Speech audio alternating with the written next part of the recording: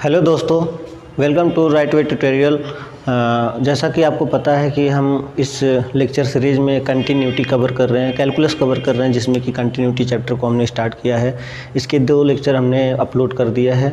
ये इस सीरीज़ का तीसरा लेक्चर है। और अब तक हमने क्या सीखा है कि कोई भी फंक्शन अगर दिया है वन वेरिएबल में तो वो किसी पर्टिकुलर पॉइंट पे कब कंटिन्यूस होता है।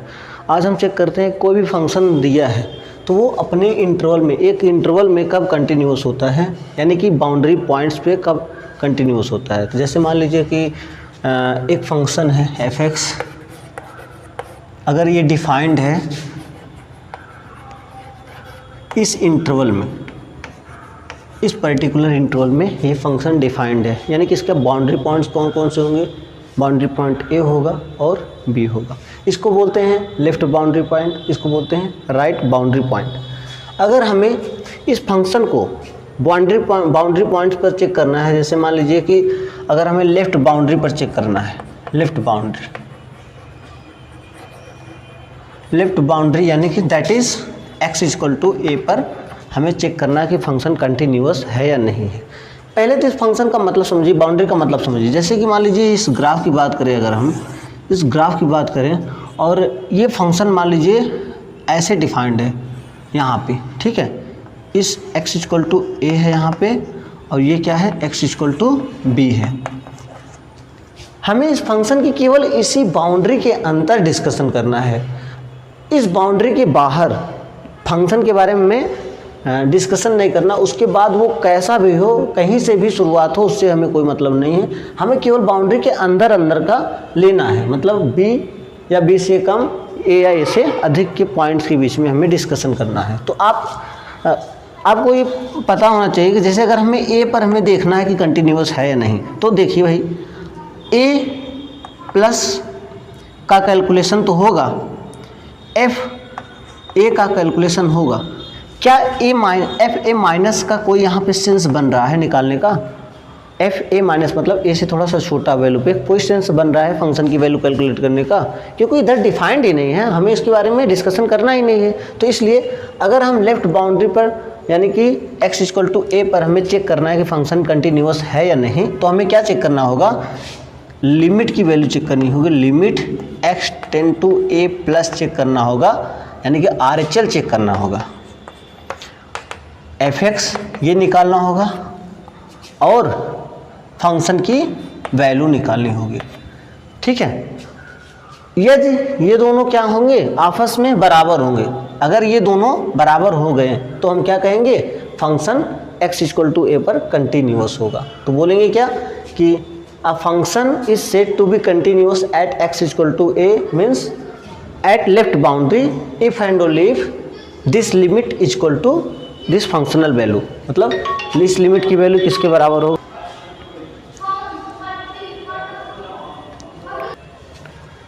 ठीक है।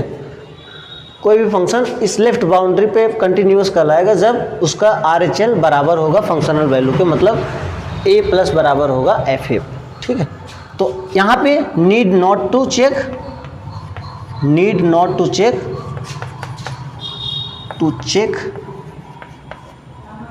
LHL, हमें LHL के बारे में सोचना ही नहीं है, ठीक है। इसी तरीके से अगर हमें राइट बाउंड्री पे चेक करना है, राइट बाउंड्री पर अगर हमें चेक करना है, मतलब अगर x = b पर चेक करना है, तो देखिए क्या हमें b+ पे कोई सेंस बन रहा है कैलकुलेट करने का, नहीं, ठीक है। केवल b- हमारे लिए मायने रखता है। तो कोई भी फंक्शन x = b पे यानी कि राइट बाउंड्री पे कंटिन्यूअस कहलाएगा जब उसका LHL मतलब limit x tending to b - f(x) ये बराबर होगा अपने फंक्शनल वैल्यू पे, ठीक है। ये 2 कंडीशंस हैं लेफ्ट बाउंड्री के लिए, यानी कि x = a पर हमें RHL कैलकुलेट करना पड़ेगा और फंक्शन की वैल्यू कैलकुलेट करनी पड़ेगी। अगर दोनों बराबर हुए तो कहेंगे कि ये फंक्शन लेफ्ट बाउंड्री पे कंटिन्यूअस होगा। और यहाँ राइट बाउंड्री के लिए क्या करेंगे, LHL निकालेंगे, मतलब उसके पहले की वैल्यू पे देखेंगे और फंक्शन की वैल्यू पर देखेंगे। अगर ये दोनों बराबर हुए तो कहेंगे कि फंक्शन कंटिन्यूअस है एट x = b पे। यहाँ भी हमें RHL निकालने की ज़रूरत नहीं है, उसके बारे में सोचना ही नहीं है। ठीक है, तो ये हमारा कॉन्सेप्ट है, आज हम इसी को अप्लाई करेंगे। एक बात और हम कहना चाहते हैं यहाँ पे, इस चीज़ को ध्यान दीजिए, इसका यूज अभी होने वाला है। ठीक है, एक बात और हम कहना चाहते हैं, कभी कभी क्या होता है, आपको पता है कि फंक्शन को कंटिन्यूअस होने के लिए दो LHL होता है, RHL होता है और फंक्शन की वैल्यू होती है। कभी कभी क्या होता है कि LHL डिफाइंड नहीं होता, जैसे मान लीजिए x = a पर हमें चेक करना है, तो अगर LHL निकाल रहे होते हैं तो वहाँ पे फंक्शन LHL डिफाइंड ही नहीं होता। ठीक है, अगर ऐसा सिचुएशन आया कि LHL हमारे डिफाइंड ही ना हो, तो हम क्या करेंगे, केवल RHL और फंक्शन की वैल्यू से काम चलाएंगे। जैसे अभी जो ये बाउंड्री वाला हमने कॉन्सेप्ट बताया, इसी पे है। हमने क्या कहा कि यहाँ पे मान लीजिए ये है हमारा, ये बाउंड्री हमारा x = a है। अब हमें देखिए क्या RHL डिफाइंड है? कहीं नहीं डिफाइंड है। तो यहाँ पर इस पर्टिकुलर सिचुएशन में हमें केवल LHL से काम चलाना पड़ेगा, LHL और फंक्शन की वैल्यू से काम चलाना पड़ेगा। इसी प्रकार कभी कभी क्या होता है कि RHL डिफाइंड नहीं होता, तो हमें LHL और फंक्शन की वैल्यू से काम चलाना पड़ेगा। अगर वो दोनों, जैसा कि इसके पहले हमने कॉन्सेप्ट में बताया। एक क्वेश्चन से शुरुआत करते हैं। तो आई होप हम ये बात समझ में आया होगा कंटिन्यूटी का, एक इंटरवल में या फिर बाउंड्री पॉइंट्स पे कैसे हम चेक करते हैं कि फंक्शन कंटिन्यूअस है नहीं। fx = integral part of x है।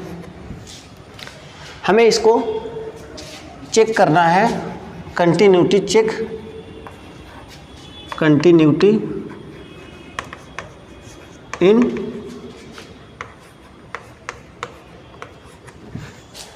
इस इंटरवल में हमें ग्रेटेस्ट इंटीजर फंक्शन का कंटिन्यूटी चेक करना है कि कंटिन्यूअस होगा, कहाँ पे होगा, अगर कंटिन्यूअस नहीं है तो किस पॉइंट पे होगा। तो देखते हैं, इसका ग्राफ पहले बनाने की सोचते हैं। देखिए, आपको पता होगा कि ग्रेटेस्ट इंटीजर फंक्शन किस तरीके से होता है। अगर इसकी वैल्यू 1 से हमें लेना है, 1 से ज़्यादा है, 1 से ज़्यादा है और 2 से कम है, तो इसकी वैल्यू क्या आता है, 1 आता है।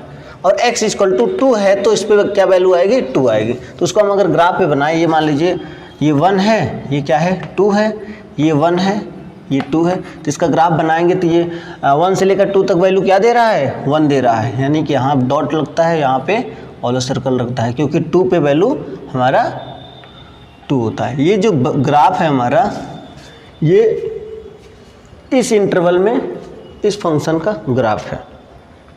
क्लियरली आप देख पा रहे हो, ये जो फंक्शन है f, जो फंक्शन है, फंक्शन इस बाउंड्री में लिखने जा रहा हूं। ये बाउंड्री आप देख रहे हैं, ये बाउंड्री मतलब 1 से लेकर के 2 से कम तक, 1 से लेकर के 2 से कम तक में एक स्ट्रेट लाइन दिखाई दे रहा है, मतलब पूरी की पूरी कंटिन्यूअस लाइन दिखाई दे रही है 2 से कम तक। ठीक है, 1 से लेकर के 2 से कम तक की लाइन क्या है, पूरा का पूरा एक कंटिन्यूअस है। क्लियरली हम देख पा रहे हैं from the graph f is continuous in this particular interval. अब एक पॉइंट बचता है, कौन सा पॉइंट बचता है, बाउंड्री पॉइंट।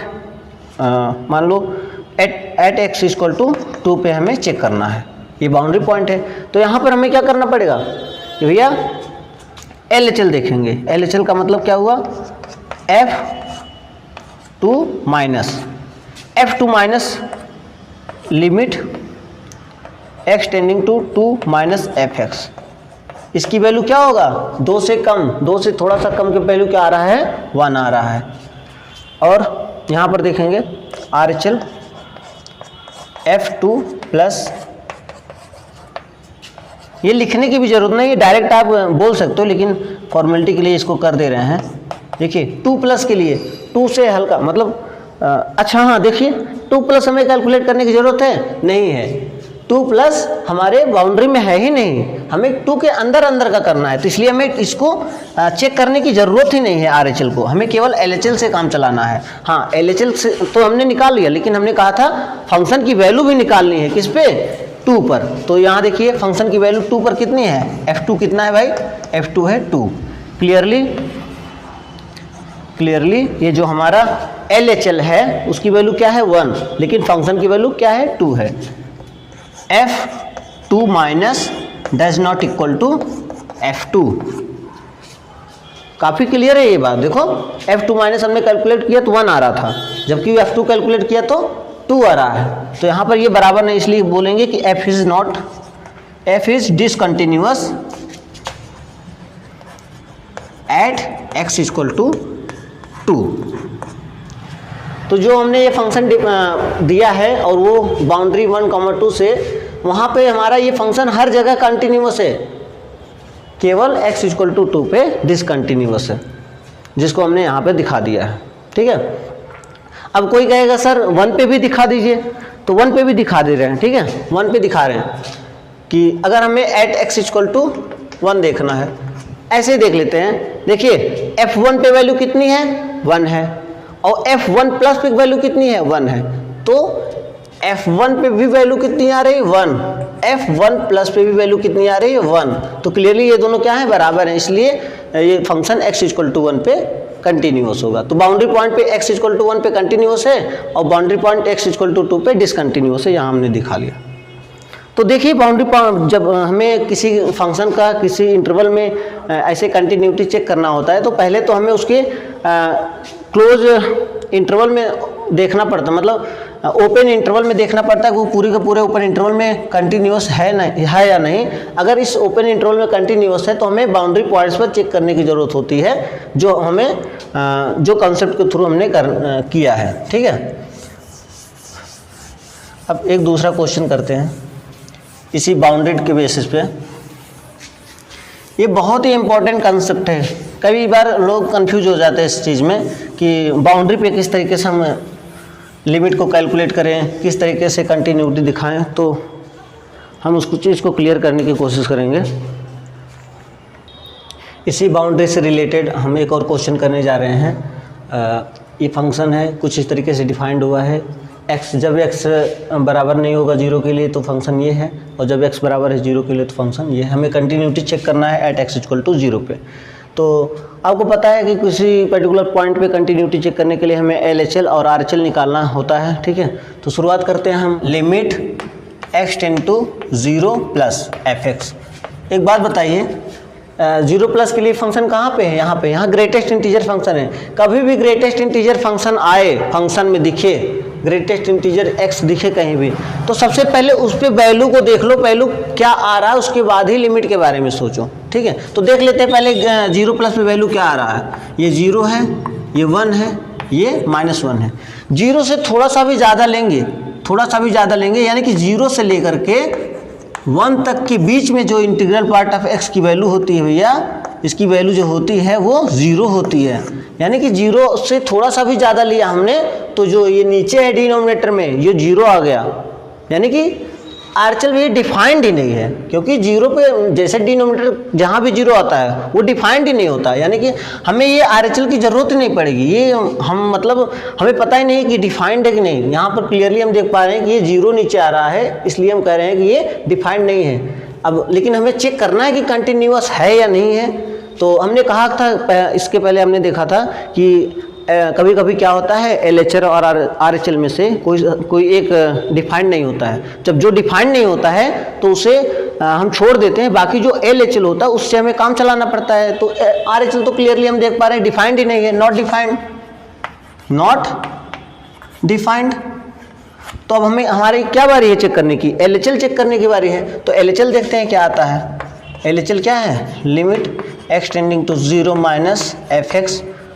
अब देखिए 0 माइनस पे क्या होता है वैल्यू, 0 से हल्का सा कम लोगे, 0 से हल्का सा थोड़ा सा कम लोगे तो क्या हो जाएगा, वैल्यू -1 पे आने लगेगा। ठीक है, क्योंकि आपको पता है कि 0 से छोटा और -1 के बराबर जो इंटीग्रल पार्ट या पार्ट x होता है उसकी वैल्यू क्या होती है, -1 होता है। तो यहाँ पे क्या आने लगेगा -1। तो यहाँ पे आप रख सकते हो x upon -1, sorry limit x tending to 0 minus x upon -1। इसकी वैल्यू क्या आ जाएगी 0 आ जाएगी। LHL की वैल्यू क्या आ गई 0 आ गई। ठीक है, तो हमने कहा था कि भैया जब कोई एक डिफाइंड नहीं होगा तो दूसरे से काम चलाना पड़ेगा, लेकिन दूसरे से काम केवल इससे काम नहीं चलाना पड़ेगा, हमें फंक्शन की वैल्यू भी देखनी पड़ेगी, उस फंक्शन की वैल्यू क्या होगा। तो ठीक है 0 माइनस तो हमने चेक कर लिया 0 होगा। ठीक है, अब फंक्शन की वैल्यू देखते हैं 0 पे।